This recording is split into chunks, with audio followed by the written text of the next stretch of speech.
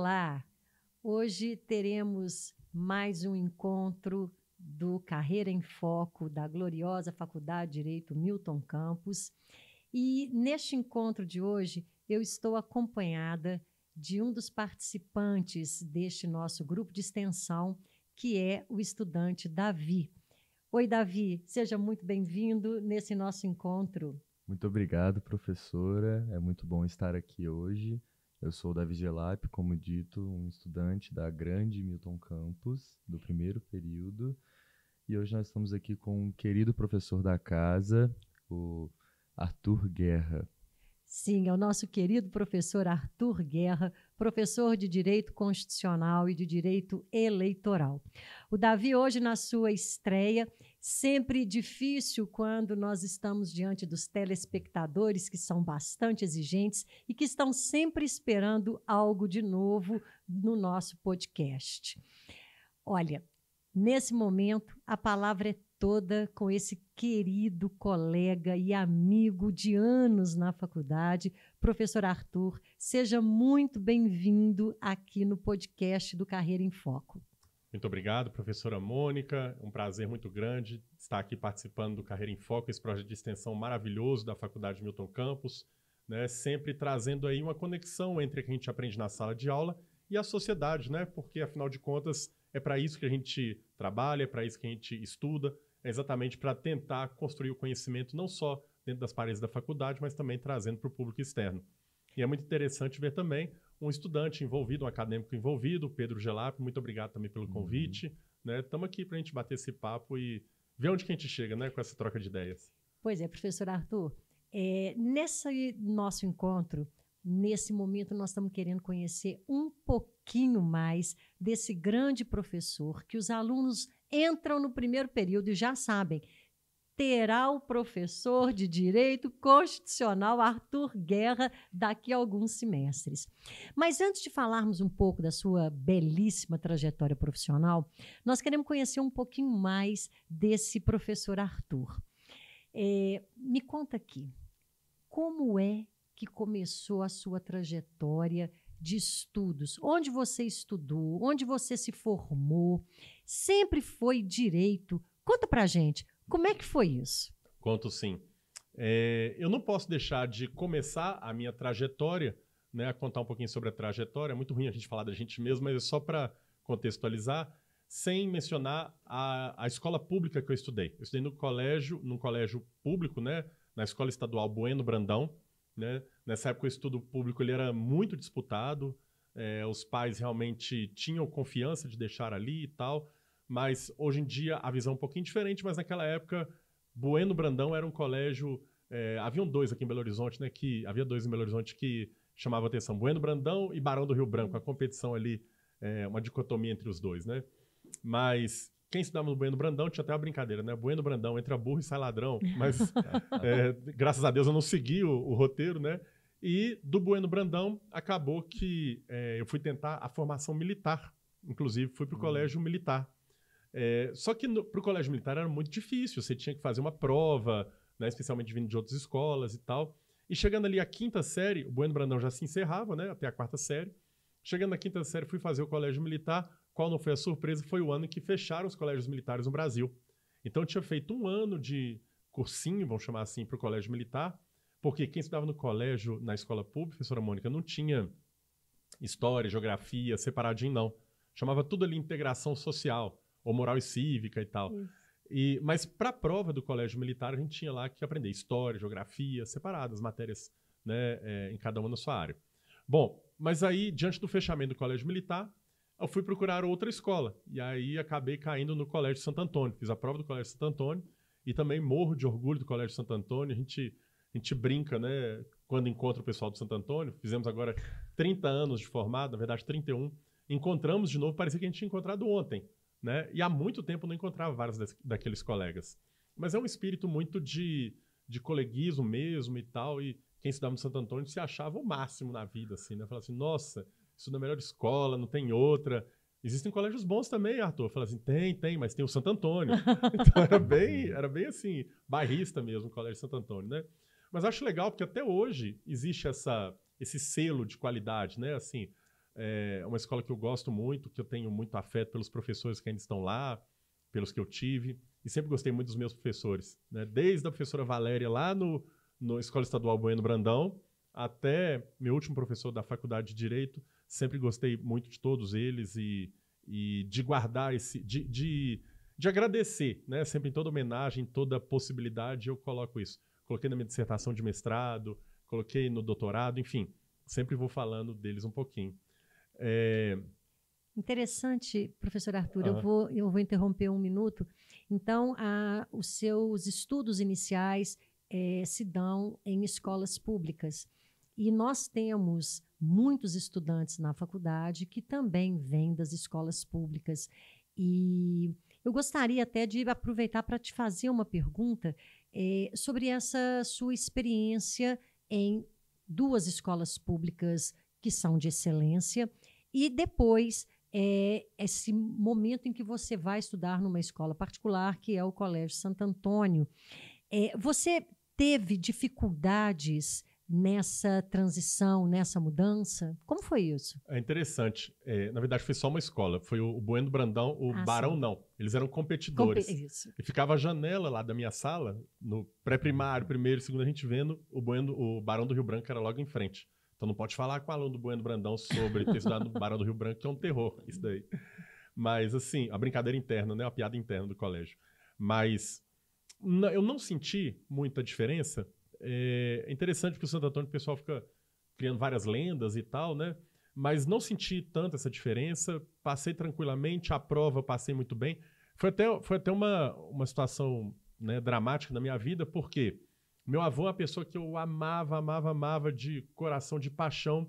E ele faleceu numa sexta-feira, numa quinta-feira, o velório foi na sexta e a prova de Santo Antônio seria no sábado. A minha família inteira tinha dito assim, não faça a prova, não precisa e tal, achando que eu não passaria na prova, né? Enfim, eu já tinha até passado em outros colégios, mas eu falei assim, vou, até pela expectativa do meu avô, eu vou nessa prova, né? Fui lá, fiz a prova e deu tudo certo, graças a Deus, cheguei até o final.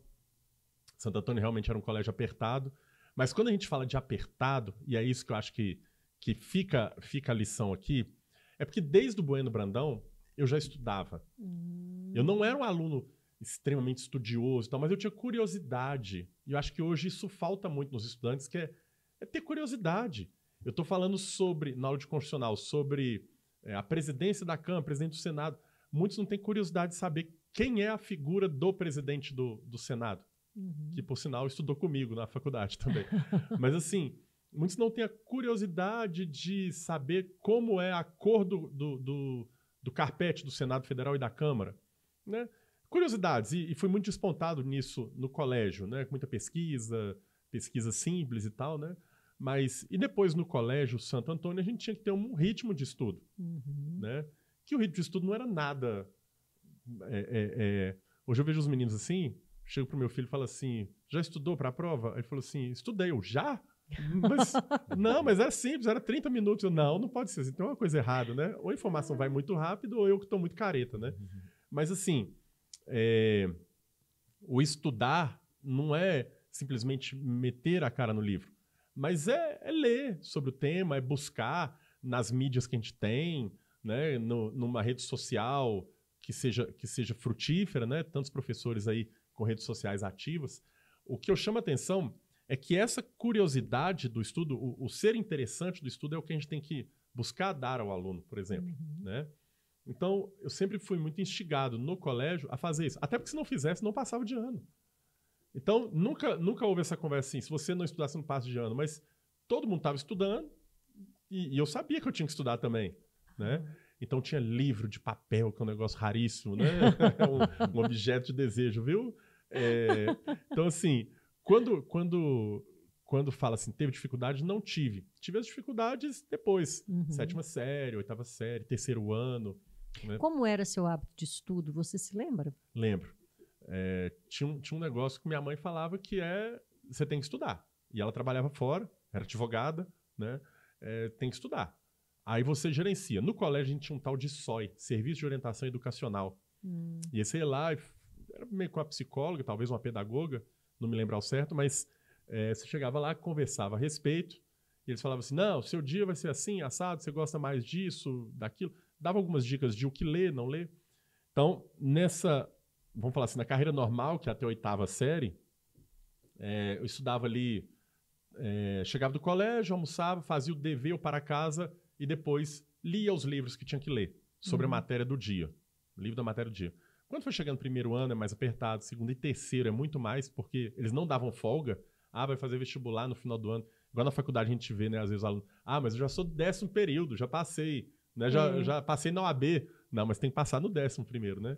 Então, no terceiro ano do colégio, a gente tinha, pra você ter ideia, tinha matemática 1, 2 e 3, álgebra, geometria e geometria espacial. No terceiro ano de colégio. Imagina. Né? Enquanto eu tinha que estudar português para passar no vestibular, enfim.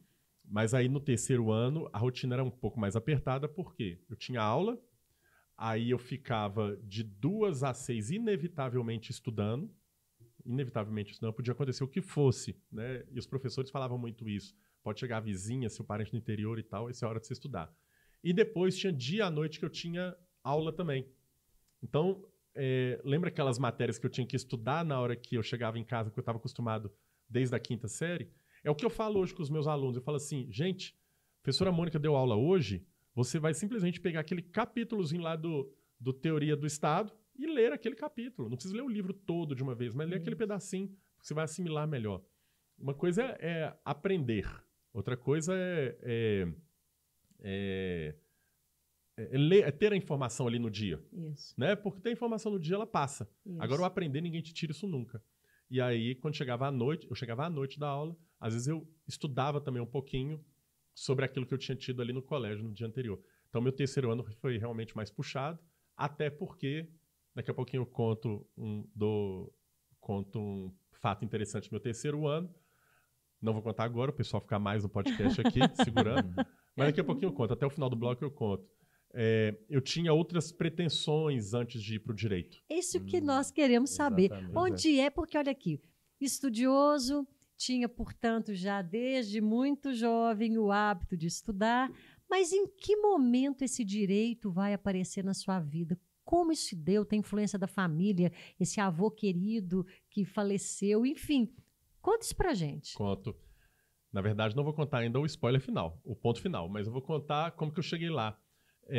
Minha mãe era advogada, vi ela trabalhando muito, advogada, e ela tinha um escritório próprio. Nesse escritório eu ia, às vezes, trabalhar com ela, e trabalhar era o quê? Aprender a bater máquina, né? Fazer a procuração. Era tão legal, porque a OAB, você ia na OAB, você recebia um bloco de papel mesmo assim, em que já vinha lá Ordem dos Advogados do Brasil, contratante, contratado, tudo um timbrado, né, para você preencher a máquina de escrever. Não existia computador na época, né? Na época eu estava no colégio. E esse timbrado era distribuído para os advogados mesmo poderem agilizar o seu dia. Era bem legal, né? Um negócio inconcebível hoje. Então, minha mãe me colocava no escritório para fazer contratos, esses contratos, né, que era só digitais que ela escrevia à mão, me dava, eu batia a máquina, não digitava. Procuração, pequenos documentos e serviço de office boy também. E eu via assim, nossa, mas ela trabalha demais e tal. E ela chegou para mim e falou assim, pelo amor de Deus, e era professora. Então, além de ser professora, ela trabalhava também, né? Não era só professora, trabalhava também. Ou seja, a brincadeira que a gente faz com os alunos, né? Você só trabalha, só é professor, trabalha também. Não, trabalha também. E falar de trabalhar, eu via minha mãe chegando muito tarde, dando aula até 10h30 da noite, chegava em casa às 11 horas e tal. Enfim, e ela falava assim, olha, tem 2 coisas que eu vou falar para você não fazer da vida. Não seja advogado e nem vá dar aula. Mas os filhos têm a séria mania de desobedecer os pais. E acabou que cá estou eu, né, trabalhando muito com o escritório a 1000 também e como professor. E já vou adiantar, eu não sei como é que está o nosso tempo deste bloco aqui, já vou contar como foi esse desenrolar do terceiro ano. Como foi isso? Foi o seguinte, até o terceiro ano, eu tinha que mostrar o meu caderno de biologia para vocês e o de química. Meu caderno de biologia, ele parecia, no terceiro ano, ele era mais bonito que o livro. Eu pegava os lápis de cor. E como que eu estudava? Aí pra você ter ideia, Gelap, eu pegava assim, vamos estudar agora histologia, tecidos. Aí eu pegava de um livro, estudava matéria neste livro. Aí depois estudava no outro lá, César e Cesar. Aí depois estudava no outro, Fernando e tal. Eu pegava todos os livros sobre aquele tema, porque não tinha para onde me perguntarem alguma coisa que não caísse no vestibular. Aí eu pegava e desenhava os desenhos do livro e tal, tudo colorido, lápis de cor, tridimensional. Eu desenho relativamente bem, assim, né? Desde pequeno. Isso veio do meu avô. Meu avô me incentivava muito. Mas, assim, meus cadernos eram maravilhosos, eram lindos, lindos, lindos. Todo mundo queria. E o xerox era preto e branco, professora Mônica. Como é que fazia? Então, o pessoal tinha que copiar o desenho se quisesse ter o meu caderno. Mas aí, eu era apaixonado por biologia, química, física e português. Física por causa do meu professor, química porque também era engraçadíssimo, outro, biologia porque eu comecei a gostar por conta de outro professor. Enfim, adorava essas matérias aí. E aí, aliás, desde pequeno eu acho que eu gostava já. E aí, claro que eu vou fazer qual vestibular? Medicina. Medicina, né? E aí, fazendo vestibular de medicina, terceiro ano, Santo Antônio, muito puxado, eu já trabalhando ali e tal. O que aconteceu? Nesse vestibular de medicina, do terceiro ano, um detalhe, eu já trabalhava, eu dava aula no cursinho para os estudantes que iam fazer vestibular. Eu dava aula de biologia no cursinho para os estudantes que iam fazer vestibular. Professor, não. Então, biologia não tinha problema para mim, né? Era uma matéria que eu estava bem confortável, vamos dizer assim. O cursinho chamava Modelo. Lembro até do meu chefe, era o Niki. Eu lembro desse cursinho. Tinha o Modelo e o Método, eram os dois concorrentes em Belo Horizonte, né? Tinha outros também, Promove e tal. Mas, enfim, aí eu dava aula nesse cursinho. E eu fiquei, né, ganhando dinheiro no cursinho e tal, tal, tal. Resultado, vestibular, por 2 pontos em medicina na Federal, não passei. Nossa. Não passei. Passei em primeiro lugar em psicologia numa outra faculdade privada, passei em primeiro lugar em odontologia numa outra faculdade. Eu fiz um outro curso, nutrição numa outra faculdade, também passei, mas lógico que não era o que eu queria. E eu falei assim, vou estudar outro ano de cursinho para poder passar no vestibular. Bom, aí nesse outro ano de cursinho, era um cursinho bem pequenininho, chamava NEP, Núcleo de Estudos de Português. Nesse cursinho, primeiro semestre, e eu queria federal, então era final do ano, não tinha meio do ano. Então eu tinha que estudar 1 ano da minha vida, pagando a pena por ter trabalhado tanto e não me dedicado aos estudos no final. E nesse NEP, era muito família, porque eram 20 pessoas, 15 pessoas na sala. A gente estudava de manhã e à tarde lá, ficava lá estudando à tarde também se quisesse. A dona do cursinho acabou gostando muito de mim, me dava aula particular de português e tal, e eu fiquei aperfeiçoado em português instrumental, que era saber fazer redação. Então, o que a gente tinha que fazer? A gente tinha que pegar um jornal do dia, uma crônica, Carlos e Toconi, por exemplo, e fazer uma paráfrase, ou fazer uma paródia e tal. Fato é que ela, no final do primeiro semestre, já chega e fala assim, Arthur, você já está muito bom no português, tal, você não quer ser o monitor aqui e fazer os plantões, não? Então, passei a dar as aulas da tarde de português para os colegas que estavam chegando no cursinho e tal. E nessas aulas que eu fui dando, fui gostando muito de português. Aí um belo dia os donos do cursinho chegam para mim e falam assim, Arthur, você é muito comunicativo, você fala muito bem, você escreve muito bem, por que você não faz direito? Eu falei, porque eu não sei nada de história e geografia. Minha vida, minha carreira toda até aqui é biologia, química, física, português e tal. Não, mas a gente te dá uma força. Se você quiser fazer medicina, vai lá. Isso já era mais ou menos outubro. A inscrição do vestibular era novembro. E aí, nessa inscrição do vestibular, a gente comprava um caderno na banca, professora Mônica. Um caderno do vestibular. Que você preenchia dados sociais, tal, e o curso que você queria. Na hora de marcar medicina lá na Federal, isso era outubro, novembro. Era a hora que eu ia começar a estudar História e Geografia, que eram as matérias que pontuavam mais, específicas, pontuavam mais. Aí eu cheguei lá, falei assim, medicina, o direito, vou fazer o tal do direito que eles estão falando tanto para eu fazer. Fui lá e fiz direito. Cheguei e contei para minha mãe, pelo amor de Deus, você vai fazer direito e tal, isso não é vida e tal. Ela já sabia, né? Isso não é vida e tal, ela já previa o futuro, né? Sacrificante. Aí eu fiz direito. Você devia fazer um vestibular, pelo menos para você se garantir de medicina em algum lugar. Aí eu falei assim, tá, fiz direito aqui, direito na PUC, FUMEC, Milton Campos, etc, etc. mas vou fazer a medicina que ela está pedindo nas ciências médicas. Aí fui lá, matriculei em ciências médicas também. Resultado, para encurtar a história, acabei não passando na federal, dessa vez por meio ponto. Nossa. E o que passou foi o meu colega, que quando eu estava no terceiro, estava no segundo. Arthur foi o último que entrou. É interessante nesse caso aqui, porque o vestibular mudou bem nesse ano. Bastava fazer 108 pontos, que era 60% que você era aprovado. E o recorde de pontos, eu não vou me lembrar aqui, mas era 143, 141,5. Quando eu fiz vestibular, eu fiz 143,5. Eu falei, passei, tô dentro, vou para a segunda etapa.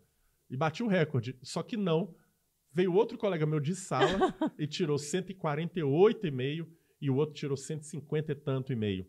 Então foram as 3 maiores notas ali na época, mas essa nota não foi suficiente na segunda etapa, que foi História e Geografia, e aí foi um arraso, né, na época. Enfim, dancei por causa da segunda etapa. Mas aí passei na PUC. Passei na PUC em Direito e passei em Medicina, nas Ciências Médicas. Dúvida cruel. O que eu vou fazer? Porque as duas são particulares, vou ter que trabalhar para pagar, né? Minha mãe me ajuda, mas vou ter que dar um jeito de trabalhar para pagar. Resultado, minha mãe chegou e falou assim, tá bom, eu pago o Direito, se vire com a Medicina. E o curso de Direito era de manhã, Medicina à tarde e às vezes à noite. Então, foi um período sacrificante ali em que eu fiquei nas duas disciplinas, em duas faculdades. Mas o que aconteceu? Teve um dia que eu estava numa aula de medicina. Aí nessa aula o professor ele usava um bip na cintura. Não existia celular nessa época. Era um bip. Que se tivesse um paciente dele com problemas, tinha que ligar para uma central. Essa central telefônica tocava o bip dele. Ele olhava. Ele ia para um telefone fixo, ligar para a central, saber quem deixou o recado. Foi o Gelap que deixou o recado e tal. E aí, o Davi. Aí ele retornava para o Davi. Então era bem complexa a situação. Bom, fato é que o professor estava dando aula ali e no meio da aula o bip tocou, ele saiu da sala. Saiu e não voltou. E aí eu falei assim, gente, eu não quero isso para minha vida. Eu não quero jamais ter um aparelho que toca na minha cintura. Eu estou num compromisso no meio de um monte de pessoas, vou ter que sair daqui e deixar essas pessoas na mão. Pessoas estão ali esperando aprender alguma coisa e tal. Saiu e tal. Mal sabia eu que ia ser advogado e que ia ter o telefone celular, né? Mas eu não deixo meus alunos na sala, não. O telefone solta lá. Enfim. E a faculdade de Direito era bem mais legal, né? O pessoal do Direito é bem mais legal. Muito mais. Né? Jogos jurídicos, churrasco, os amigos mais animados e tal. Seguindo o Direito. Povo falante. E cá estou eu, depois de ter passado pelas duas experiências aí. Pois então, que história. Olha, nós aqui agora encerramos esse nosso primeiro episódio de gravação, conhecendo um pouquinho mais do professor Arthur Guerra, não é mesmo, Davi? Isso mesmo. E eu peço que o Davi passe para os nossos telespectadores para darem continuidade a assistir a sequência dessa entrevista incrível com o professor Arthur, seguindo o nosso trabalho pelo YouTube, pelo Instagram, cujo endereço... No Instagram é podcast Carreira em Foco, como também é no YouTube. Então, para continuar vendo entrevistas tão interessantes como essa, por favor, se inscrevam nesses canais, sigam nossas contas, ativem as notificações, porque essas entrevistas aqui são muito ricas para aqueles que buscam um âmbito educacional. É isso aí. Então, nos vemos já já.